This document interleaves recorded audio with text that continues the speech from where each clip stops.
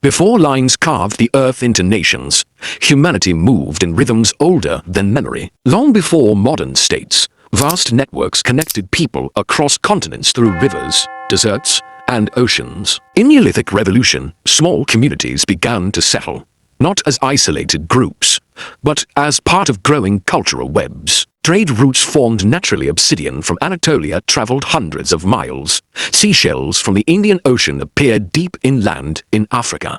These were not accidents, they were systems. Across the Sahara now a harsh desert once lay green corridors, where herders and traders moved freely. In regions we now call Mesopotamia, early cities like yours didn't rise in isolation.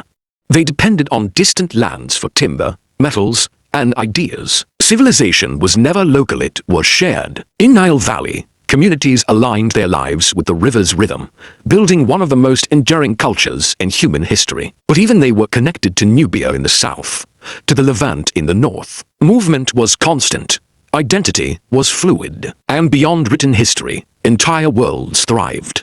In the Americas, long before European contact, vast trade networks linked societies from the Andes to North America. Roads, oral traditions, and spiritual systems held these worlds together without borders, without passports, without the idea that land could be owned the way it is today. What we now call countries are recent inventions. Borders, often drawn during moments, like the Berlin Conference, ignore the deep, ancient connections that already existed. Lines replaced relationships. Control replaced coexistence. But the truth remains buried beneath maps. Humanity was never meant to be divided this way. The earliest world was not a collection of separate nations, it was a network of people, constantly moving, exchanging, adapting. So when you look at a modern map, understand this: it doesn't show where we began. It shows where lines were drawn. Long before passports, flags, and immigration lines, the world moved differently, more fluid, more human. Identity was not stamped in documents. It lived in bloodlines, in spoken language, in shared memory, and in the land people walked daily. Across what we now call Africa, long before colonial borders, societies expanded and shifted naturally. In regions like West Africa, communities formed vast cultural networks through kinship, trade, and migration. Empires such as Mali Empire and Songhai Empire were not closed systems, they were open worlds. Traders, scholars, and families moved in and out, connecting distant regions through shared purpose. A person's identity was shaped more by ancestry and role than by any fixed boundary. Movement was not the exception, it was the system. Across Eurasia, the Silk Road stretched thousands of miles, linking East Asia to the Mediterranean. But it wasn't just silk that traveled. Languages blended, religions spread, ideas transformed entire civilizations. Merchants, pilgrims, and travelers moved through deserts, mountains, and cities, often settling far from where they were born. Cultures didn't collide, they overlapped, borrowing and reshaping each other over generations. There were no hard lines, only zones of interaction. In many regions, land itself was not owned in the modern sense. It was stewarded, shared, and respected. Communities understood territory through usage and relationship, not rigid control. Rivers, forests, and trade paths connected people more than they separated them. And so, a man could be born among one people, grow into adulthood among another, and be laid to rest in a third place without ever feeling like he had crossed into something foreign. Because to him, it wasn't foreign. It was all part of a wider human landscape. Even conflict, when it happened, was not about defending fixed borders as we know them today. It was about resources, influence, survival, but rarely about lines on a map that could not be crossed. What we call countries today would have been unrecognizable then, because the ancient world was not divided into sealed compartments. It was alive, moving, breathing, constantly reshaping itself through human connection. Trade routes acted like arteries. Migration was a natural rhythm. Cultural identity was layered, not boxed. The truth is simple, but powerful. The idea that people belong strictly within lines is new. For most of human history, we belonged to each other through movement, through exchange, through shared existence. The world was not separated. It was connected. Before race was turned into a category, identity was something far deeper, something lived, not assigned. People didn't see themselves through simplified labels. They understood who they were through lineage, ancestry, and the living memory of their people. Among the Yoruba people of West Africa, identity was rooted in family lines, oral history, and sacred traditions. A person could trace their origin through generations, naming ancestors, towns, and even spiritual ties that shaped their existence. Language was not just communication, it was identity itself.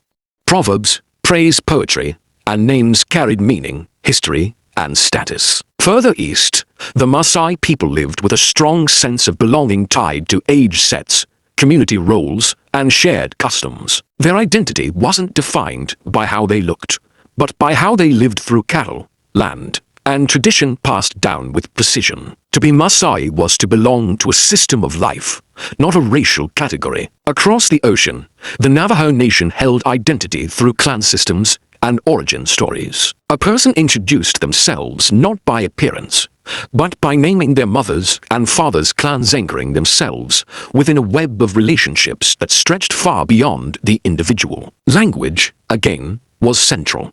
It preserved worldview, spirituality, and connection to the land. In all these worlds, identity was layered and precise.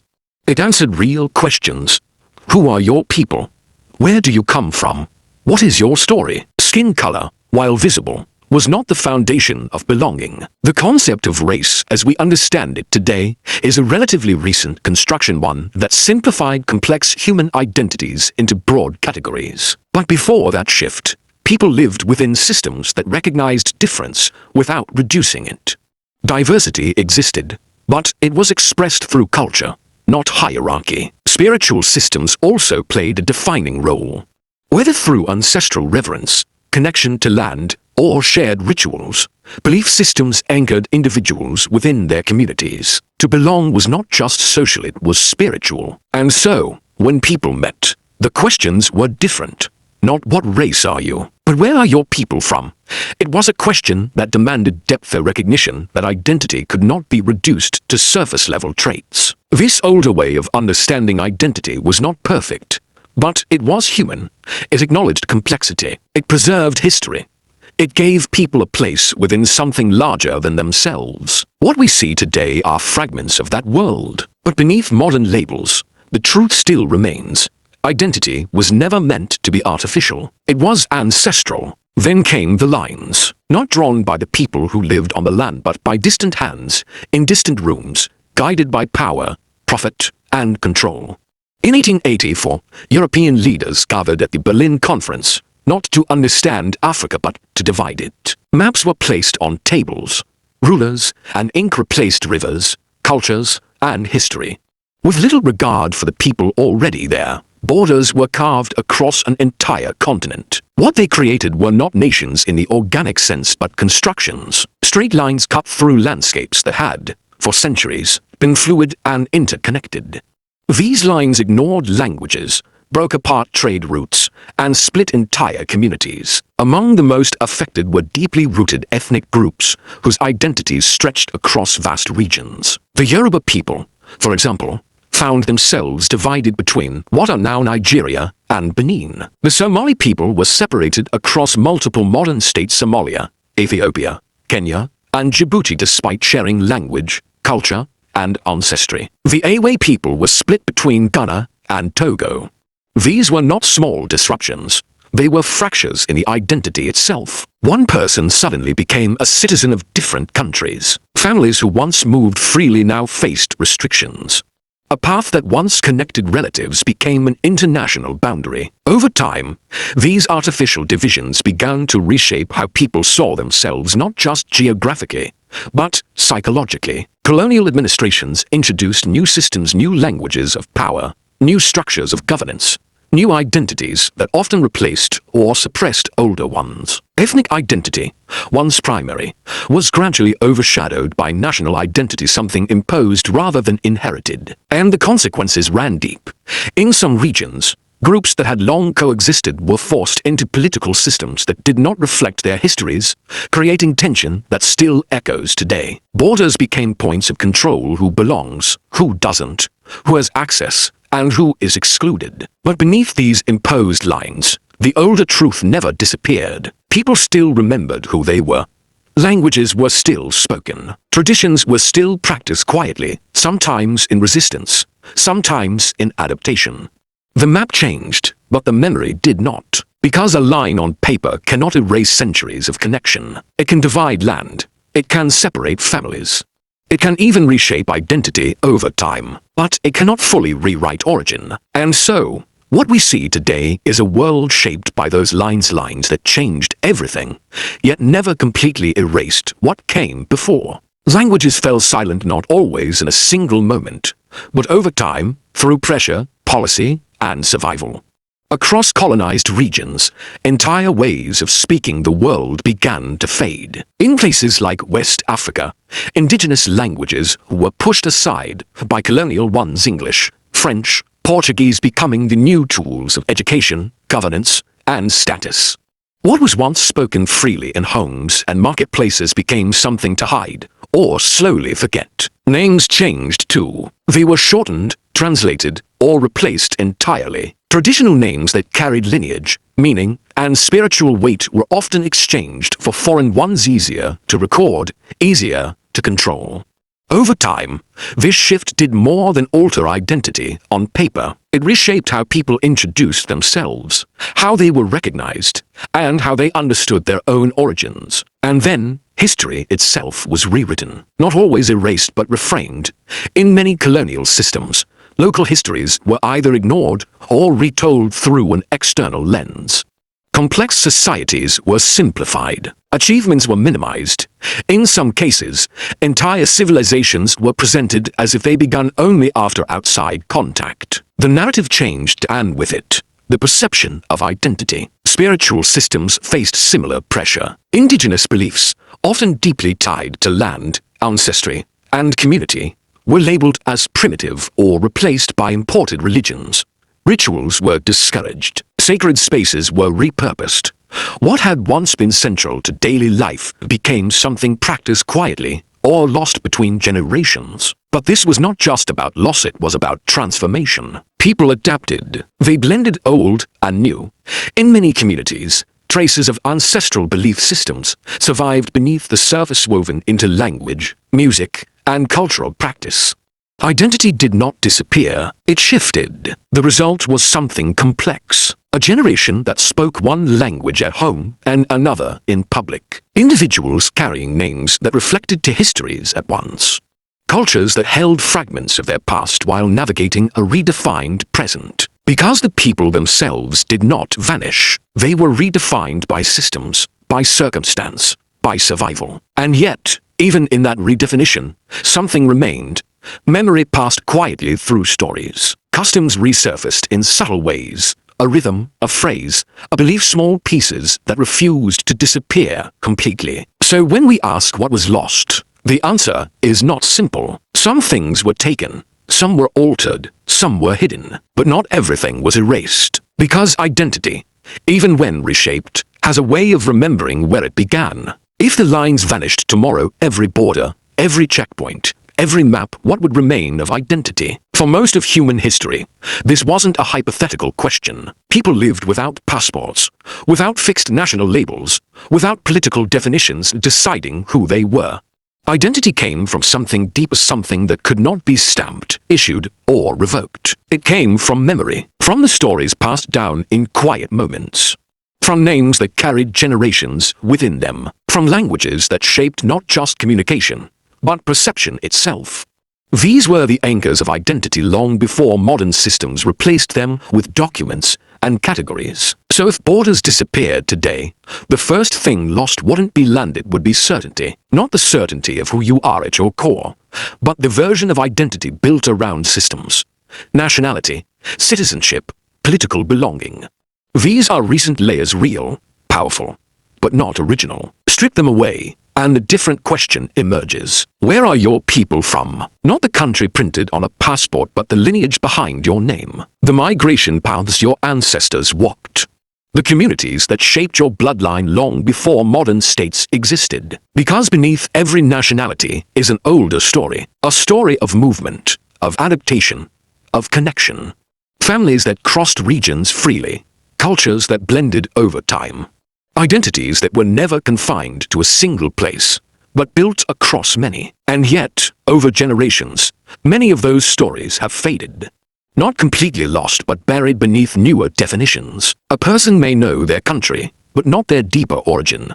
Their official language, but not the one their ancestors first spoke. Their modern identity, but not the foundation it was built upon. That is the quiet shift history created. So if the borders disappeared, the question is not just who you would be, but what you would remember. Would you still know your people? Would you know the land your lineage is tied to, not politically, but historically?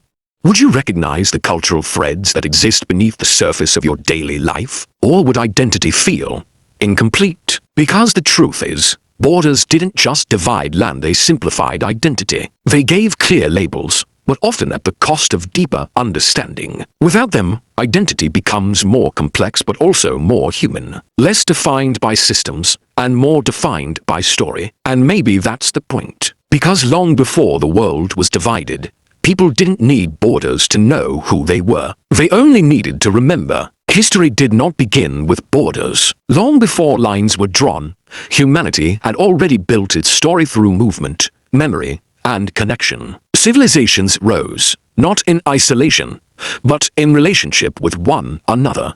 Trade routes stretched across continents. Languages evolved through contact. Cultures blended, adapted, and carried fragments of one another forward. Borders came later. They formalized control. They defined territory. They gave structure to governance. But they did not create identity, they only attempted to organize it.